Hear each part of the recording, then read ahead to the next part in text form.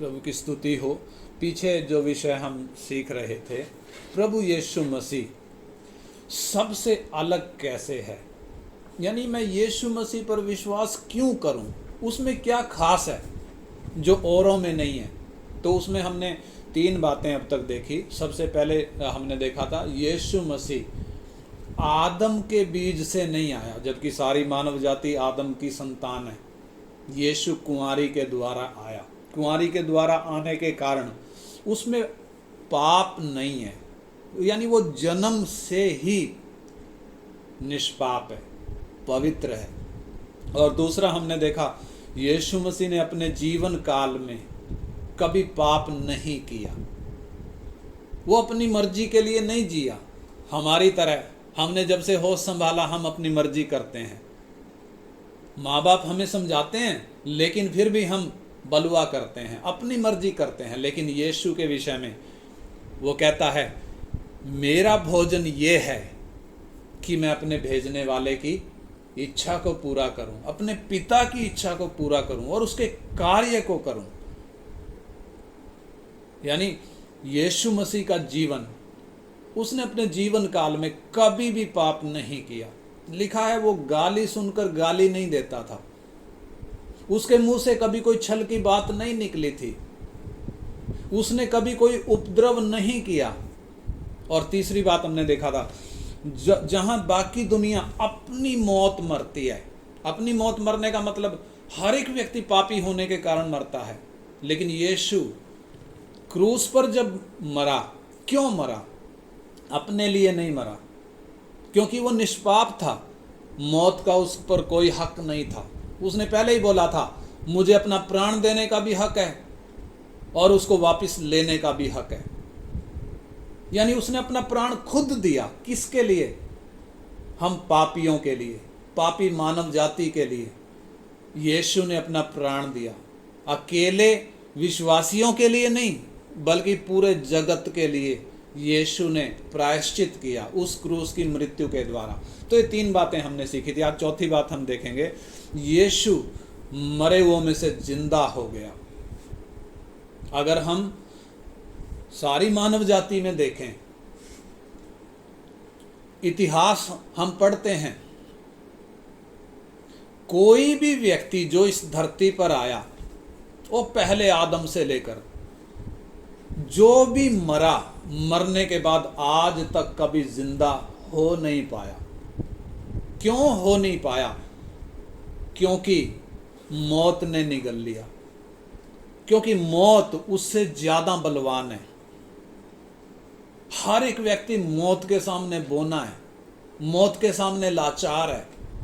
इस दुनिया में देखें तो बड़े बड़े बलवान लोग आए, महापुरुष आए, ज्ञानवान आए, बड़े बड़े चक्रवर्ती सम्राट आए, राजा आए, लेकिन सब के सब खामोश हो गए। मौत के सामने किसी का चारा नहीं चला, मर गए। और आज देखे तो नामो निशान मिट चुका है। कैसे हो गया? कोई भी बच नहीं पाया, क्योंकि मौत का अधिकार हर एक व्यक्ति के ऊपर है। और जो मौत के मुंह में गया दोबारा लौटकर वापस नहीं आया। लेकिन यीशु के बारे में जब हम सीख रहे हैं, यीशु मसीह ये बाकियों से अलग कैसे है? ये मरने से पहले इसने बोला था। मरने से पहले का मतलब पकड़वाए जाने से पहले इसने स्पष्ट बोला था हम यरूशलेम को जाते हैं। हमने वो पढ़ा था मत्ती 20 अध्याय में। ये अपने चेलों को कह रहा है कि हम यरूशलेम जा रहे हैं और मुझे फरीसियों और शास्त्रियों के हाथों पकड़वाया जाएगा, वो मुझे घात के योग्य ठहराएंगे और अन्य जातियों के हाथ में सौंपेंगे ताकि वो मुझे घात करें, ताकि मुझे कोड़े मारें, ठट्ठों में उड़ाएं, लेकिन मैं तीसरे दिन मरे हुए में से जी उठूंगा करके यीशु ने पहले ही बताया था। हमने परमेश्वर का वो वचन पढ़ा था। तो यीशु मसीह बाकियों से अलग कैसे है? जब यीशु को क्रूस पर चढ़ाया गया, क्रूस पर चढ़ाए जाने के बाद जब उसको कब्र में रख दिया गया, मालूम है वो वो कब्र जिसमें यीशु को रखा गया, क्योंकि यीशु ने पहले ही बताया था कि मैं तीसरे दिन जिंदा हो जाऊंगा, इसलिए लोग आशंकित थे इस बात को लेकर कि कहीं ऐसा ना हो ये जिंदा हो जाए। इसलिए करा क्या, यीशु की कब्र को सील कर दिया। यीशु की कब्र को क्या कर दिया, सील कर दिया, यानी रोमी मोहर लगा दी गई। रोमन सरकार थी उस वक्त, रोमन साम्राज्य था, तो रोमन गवर्नमेंट ने अपनी मोहर यीशु की कब्र पर लगा दी। एक बड़ा पत्थर रख दिया और उस पत्थर पर सील कर दिया उसको। क्यों सील कर दिया, ताकि इधर कोई इसको हाथ लगा नहीं सके। और इतना ही नहीं, उधर एक कंपनी पहरेदारों की छोड़ दी, यानी एक फौज की टुकड़ी उधर लगा दी। क्या करने के लिए, पहरा देने के लिए, ताकि इधर परिंदा भी पर ना मार सके। इसलिए कोई सोच नहीं सकता था कि इतने बड़े पहरे के बीच में ये जो मुर्दा है, ये जो कब्र के अंदर रखा गया है, ये जी उठेगा करके कोई सोच नहीं सकता था। जब यीशु को क्रूस पर चढ़ाया, उस दिन शनिवार का दिन था, फ्राइडे का दिन था, और शनिवार का दिन क्योंकि सब्बत का दिन होता है, विश्राम का दिन होता है, इसलिए उस दिन यीशु कब्र में क्या कर रहा है, विश्राम है। लेकिन रविवार के दिन, जो सप्ताह का पहला दिन होता है, अगर परमेश्वर के वचन में हम पढ़े मत्ती 28 अध्याय 28 का 1 से हम पढ़ें, 28 का 1 से, वो रविवार के दिन जो सप्ताह का पहला दिन है, क्या घटना घटी। मत्ती 28 अध्याय का 1 से। सब्बत के दिन के बाद सप्ताह के पहले दिन पो फटते ही मरियम मगदलीनी और दूसरी मरियम कब्र को देखने आई, और देखो एक बड़ा भूकंप हुआ, क्योंकि प्रभु का एक दूत स्वर्ग से उतरा और पास आकर उसने पत्थर को लुढ़का दिया और उस पर बैठ गया। उसका रूप बिजली का सा और उसका वस्त्र पाले के समान उज्ज्वल था। उसके भय से पहरुए कांप उठे और मृतक समान हो गए। स्वर्गदूत ने स्त्रियों से कहा, मत डरो, मैं जानता हूँ कि तुम यीशु को जो क्रूस पर चढ़ाया गया था ढूंढती हो। वो यहाँ नहीं है, परंतु अपने वचन के अनुसार जी उठा है। आओ यह स्थान देखो जहाँ प्रभु पड़ा था, और शीघ्र जाकर उसके चेलों से कहो कि वह मृतकों में से जी उठा है, और वह तुमसे पहले गलील को जाता है, वहाँ उसका दर्शन पाओगे। देखो मैंने तुमसे कह दिया। हाँ, तो इधर जो घटना हमने पढ़ी, तीसरे दिन जो रविवार का सप्ताह का पहला दिन है, पो फटते ही जब ये औरतें कब्र पर पहुंची, क्या मालूम पड़ा, पो फटने से पहले यीशु जी उठा। और उसके जी उठने के बाद, जब यीशु जी उठा, उसके बाद प्रभु का एक दूत स्वर्ग से उतरा, और जब वो स्वर्ग से उतरा, उधर जो पहरेदार, जो सिपाही, जो फौजी उधर पहरा दे रहे थे, इधर लिखा है, हमने पढ़ा, वो भयभीत हो गए, वो मुर्दे के समान गिर पड़े, वो मृतक के समान हो गए। सवाल उठता है, ये स्वर्गदूत क्यों आया? वो मरियम और बाकी औरतें जो कब्र पर आई थी, उनको सुसमाचार सुनाने के लिए आया है, उनको बताने के लिए आया है कि तुम जिसको ढूंढ रही हो वो इधर कब्र में नहीं है, क्योंकि उसने पहले ही बता दिया था, वो अपने कहे अनुसार वो मरे हुओं में से जिंदा हो चुका है, और वो इधर से जा चुका है, और तुम्हें किधर मिलेगा, वो गलील में मिलेगा। इसलिए तुम जाकर क्या कहो, अपने प्रभु के चेलों को ये सुसमाचार जाकर बताओ। यानी तीसरे दिन पो फटते ही यीशु जी उठा। हमने शुरुआत में सीखा ना कि यीशु कुंवारी के द्वारा जन्मा, यानी कुंवारी जन्म में हम क्या सीखते हैं? यीशु के अंदर जैसे हम अपने माँ बाप से जन्मे हैं, बाप का बीज हमारे अंदर है, वैसे यीशु के अंदर नहीं था, बल्कि सर्वशक्तिमान परमेश्वर, अनंत काल का पिता खुद कुंवारी के गर्भ में उतरा, इसलिए उसके अंदर पाप नहीं था। यदि यीशु भी हमारी तरह बाप से जन्मा होता, बाप का बीज होता, तो वो भी हमारी तरह पापी होता। और यदि वो हमारी तरह पापी होता तो उसका जी उठना संभव नहीं था। जैसे बाकी लोगों में से जितने मरे कोई जिंदा नहीं हो पाया। क्यों नहीं हो पाया? पाप के कारण मौत को अधिकार है। लेकिन अपनी मौत के तीसरे दिन यीशु जी उठकर सबूत दिया। क्या सबूत दिया? वो पापी नहीं है, उसके अंदर पाप नहीं है।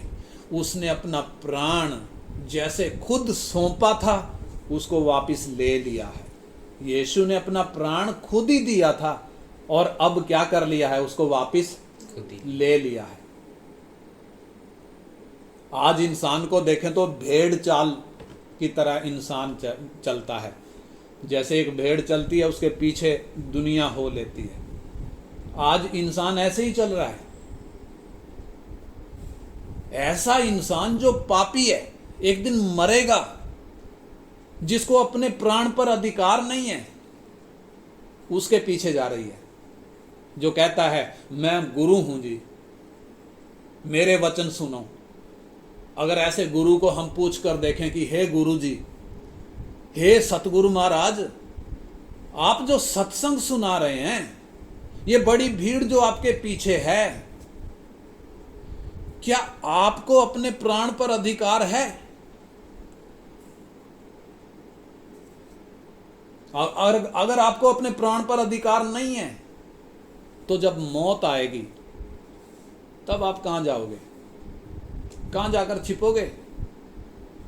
जब आप खुद मौत से बच नहीं सकते तो ये जो भीड़ आपके पीछे है इसका क्या होगा? इनके प्राणों को कौन बचाएगा? ऐसे में क्या आप उनको धोखा नहीं दे रहे? लेकिन दूसरी तरफ हमने यीशु को हम देख रहे हैं, उसको अपने प्राण पर अधिकार था। मरने से पहले उसने बोला क्रूस पर, कहता हे पिता, मैं अपना प्राण तेरे हाथ में सौंपता हूं, अपनी आत्मा को तेरे हाथ में सौंपता हूं। जब सब कुछ पूरा कर दिया तब उसने अपना प्राण सौंपा, और प्राण पर अधिकार होने के कारण ही उसने अपने प्राण को वापस लिया है, जिंदा हो गया है। बाकी इस दुनिया में और किसी को अपना प्राण ना तो देने का अधिकार है, ना तो उसको वापस लेने का अधिकार है। सिर्फ यीशु को ये अधिकार है कि वो अपना प्राण दे भी सकता है और ले भी सकता है। इसलिए उसने प्राण दिया और प्राण को वापस भी ले लिया। अगर हम देखें तो यहूदियों के जो महायाजक थे, जो यीशु से खुंदक रखते थे, जलन रखते थे, उन महायाजकों और शास्त्रियों ने मिलकर, रोमी सरकार के साथ मिलकर जो षड्यंत्र रचा, पूरा जोर लगाया कि इस बात की कुछ भी गुंजाइश बचे नहीं कि ये जिंदा हो जाए। क्योंकि उनको आशंका तो थी कि इसने बोला है तो कहीं ऐसा ना हो ये जिंदा हो ही जाए। इसलिए उन्होंने क्या करा? पूरा इंतजाम किया कि इसकी बात पूरी ना हो सके। लेकिन ना तो यहूदी ना तो रोमी उसको रोक पाए, ना तो वो जो मोहर लगाई थी पत्थर, वो बड़ा पत्थर जो रखा था, ना तो वो पत्थर रोक पाया, ना उस पर जो मोहर लगाई थी, ना तो वो मोहर रोक पाई। ये तो छोटी सी बात है। सबसे बड़ी बात, उसको मौत भी रोक नहीं पाई। इससे पहले तक मौत कैसे थी? मौत इंटैक्ट थी, उसका अधिकार इंटैक्ट था, यानी अखंड था, अटूट था, उसको कोई आज तक हरा नहीं पाया था। इसलिए चाहे कोई भी हो, कितना भी बड़ा अपने आप में बनता हो, चाहे कोई चक्रवर्ती सम्राट क्यों ना हो, चाहे कोई गुरु बनता हो, चाहे अवतार अपने आप को कहता हो, सब के सब जब मरे तो कोई भी मौत के अधिकार को तोड़ नहीं पाया। सब के सब मौत के मुंह में समा गए, मौत ने निगल लिया। लेकिन यीशु मुर्दों में से जी उठकर उसने क्या किया? मौत के अधिकार को तोड़ा है। उसने मौत के जबड़े को फाड़कर वो कब्र से बाहर निकल कर आया है, और जब जी उठा है, और रोमी उसमें प्रकाशित वाक्य में लिखा है, प्रकाशित वाक्य 1 अध्याय का 18 वचन, प्रभु यीशु मसीह क्या कह रहे हैं? प्रकाशित वाक्य 1 अध्याय का 18 वचन।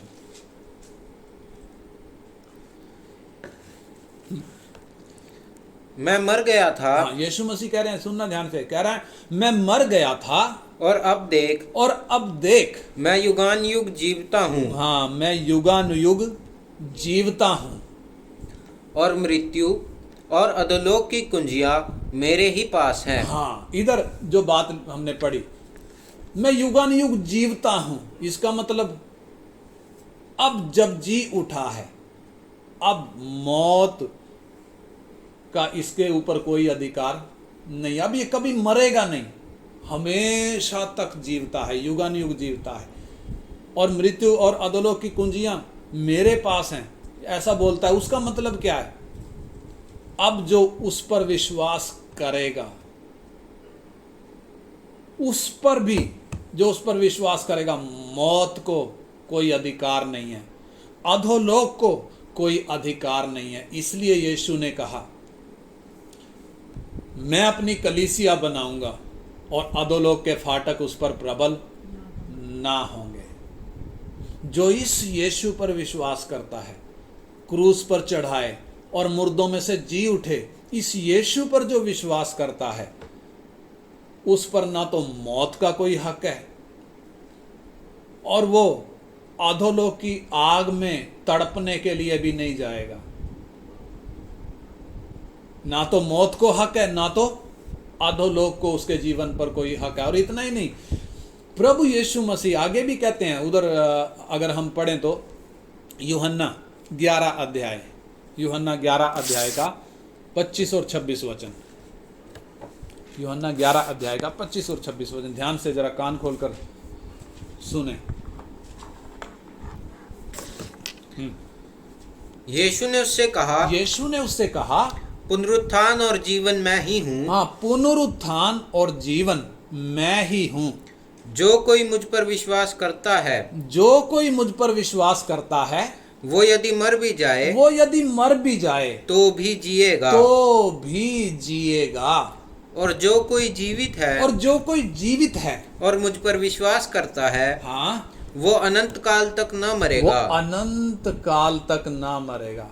जो यीशु पर विश्वास करता है, उस पर मौत का कोई अधिकार नहीं है, क्योंकि यदि वो मर भी गया तो भी, इधर लिखा है, तो भी जिएगा। बेशक उसका शरीर मिट्टी में मिल गया, बेशक उसे आग में डालकर जला दिया गया, बेशक उसको जंगली जानवरों ने खा लिया, तो भी उसका प्राण और उसकी आत्मा किधर है? वो तो स्वर्ग लोक में सुरक्षित है। प्राण निकलते ही किधर चला गया? आराम की जगह में चला गया, और एक निश्चित समय के लिए वो उधर क्या कर रहा है? आराम कर रहा है। और जिस दिन प्रभु आएगा, जिस दिन प्रभु का आगमन बादलों पर होगा, उस दिन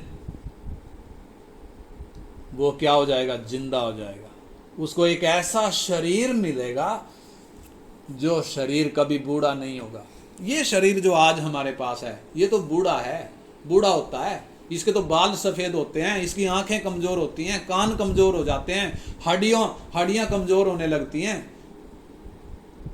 लेकिन जो शरीर यीशु के आने पर मिलेगा, वो शरीर कभी बूढ़ा नहीं होगा, उसकी आंखें कभी कमजोर नहीं होंगी, उसके बाल कभी सफेद नहीं होंगे, उसकी हड्डियां कभी कमजोर नहीं होंगी, उसका बल कभी घटेगा नहीं। वो यानी वो अनंत काल तक बना रहेगा, अनंत काल तक वो मरेगा नहीं, ऐसा शरीर मिलेगा, हमेशा हमेशा तक जिंदा रहने वाला। इसलिए यीशु पर विश्वास करने वाले असंख्य लोगों ने, गिनती नहीं है, असंख्य लोग जो यीशु पर विश्वास करते थे, उन्होंने हंसते हंसते अपना प्राण दे दिया। कितनों को इस संसार ने मार डाला, जान से मार डाला, हंसते हंसते अपना प्राण दे दिया। लेकिन बेशक वो शरीर में मर गए, तो भी अपने प्रभु के आगमन के दिन वो हमेशा के लिए जिंदा हो जाएंगे। इसलिए परमेश्वर का वचन हमें तसल्ली देता है।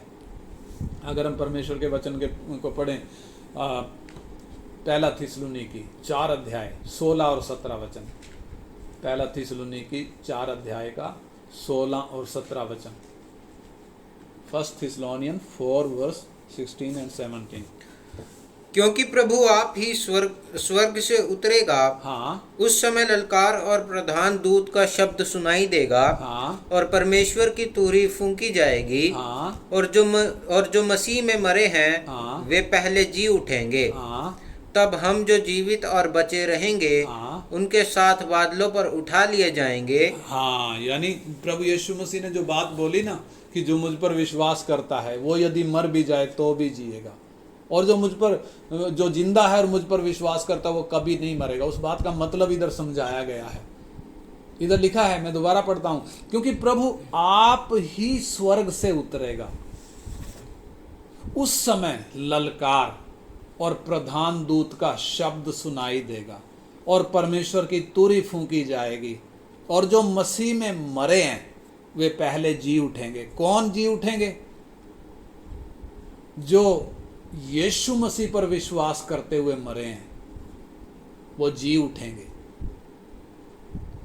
बेशक उनका जो शरीर था वो खत्म हो गया, मिट्टी में मिल गया, लेकिन उनका प्राण और आत्मा जो विश्राम कर रहा है उसको नया शरीर मिलेगा, एक अनंत काल का शरीर मिलेगा। वो जी उठेंगे नए शरीर के साथ, महिमा में शरीर के साथ वो जी उठेंगे। और उनके जी उठते ही अगला कदम क्या है, अगली घटना क्या है? इधर 17 वचन में लिखा है, तब हम जो जीवित और बचे रहेंगे उनके साथ बादलों पर उठा लिए जाएंगे। कौन उठा लिए जाएंगे?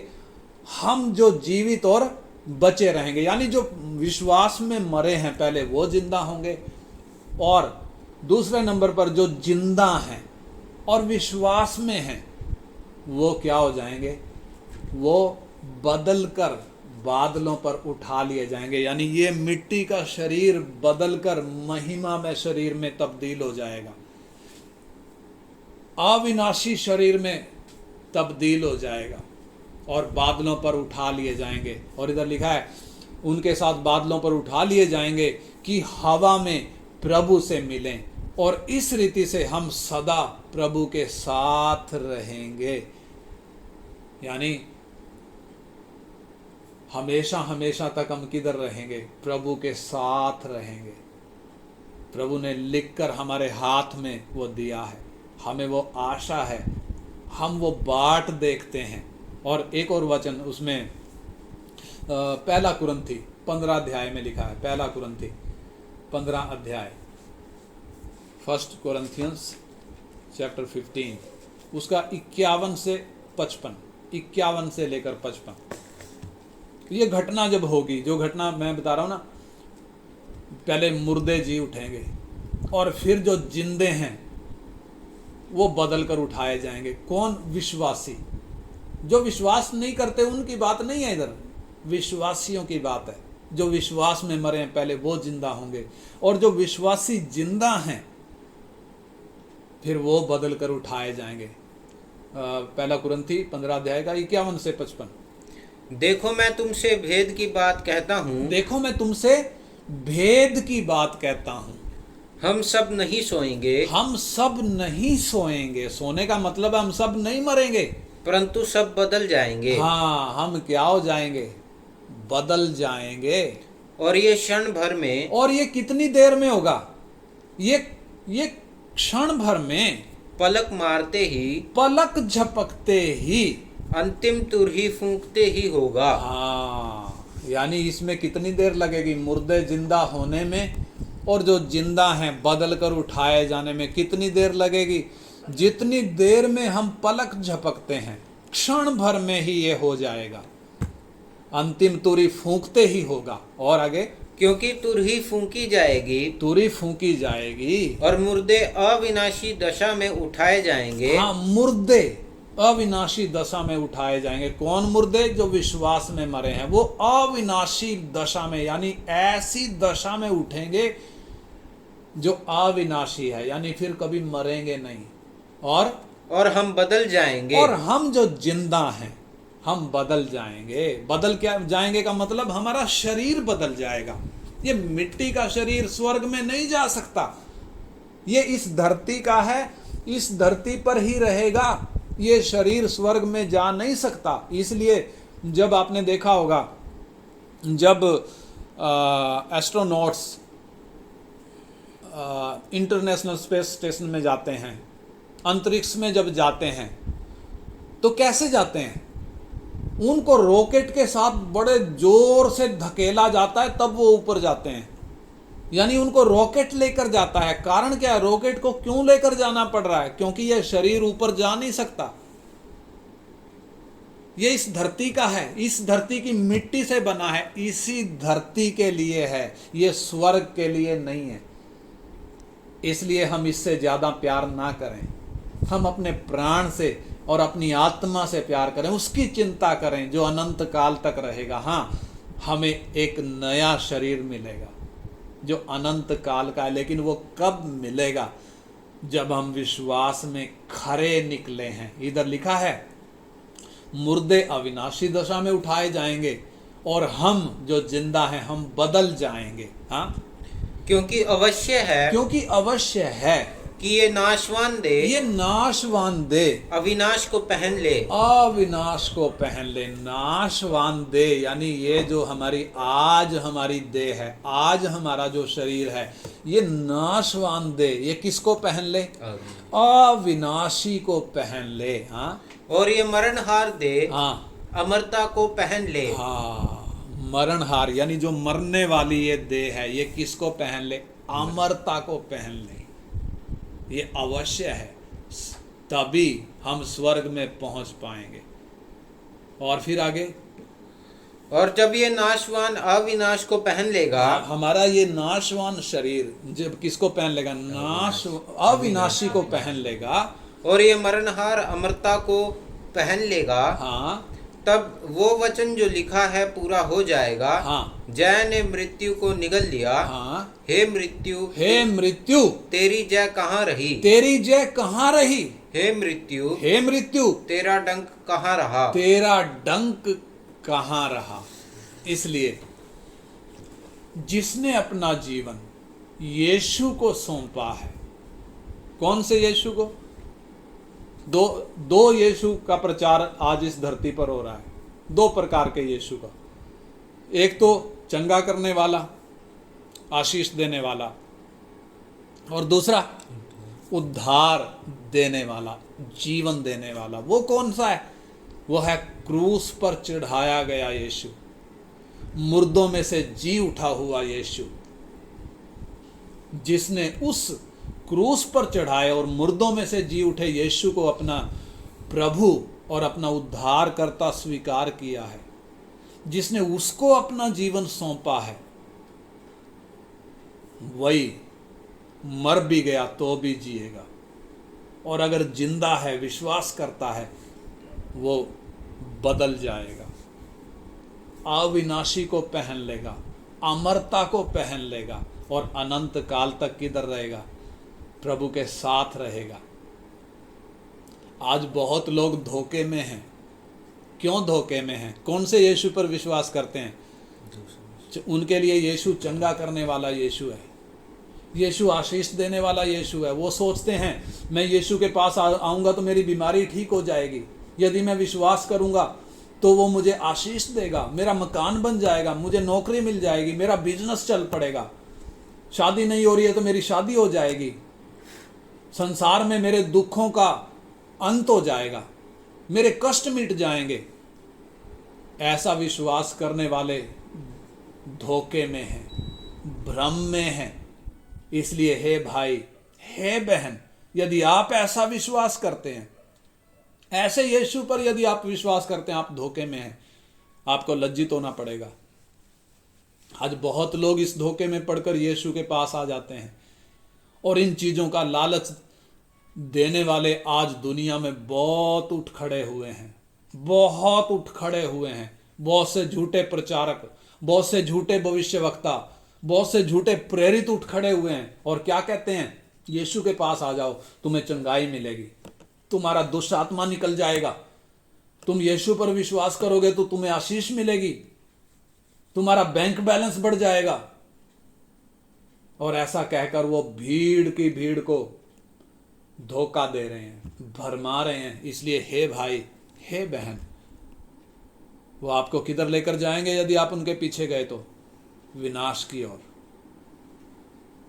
यीशु ने आपको चंगा करने के लिए या आशीष देने के लिए या इस धरती पर आराम का सुखी जीवन देने के लिए क्रूस पर अपना प्राण नहीं दिया, बल्कि उसने क्रूस की जो भयंकर वेदना सही, वो इसलिए सही ताकि आपको शैतान के फंदे से आज़ाद करे, नंबर 1। नंबर 2, ताकि वो आपको पाप की गुलामी से छुड़ाए, और नंबर 3, ताकि वो आपको परमेश्वर के दंड से बचाए। इसलिए यीशु क्रूस की श्रापित मौत मरा, आपको बचाने के लिए, मुझे बचाने के लिए। उसने अपने बदन पर 39 कोड़े सहे, उसने आपके लिए और मेरे लिए अपने हाथों और पैरों में कीलें ठुकवाई, उसने अपने खून की आखिरी बूंद भी दे दी। क्यों दे दी? ताकि यदि मैं और आप उस पर विश्वास करें, हमारे पाप के दाग मिटाए जाएं।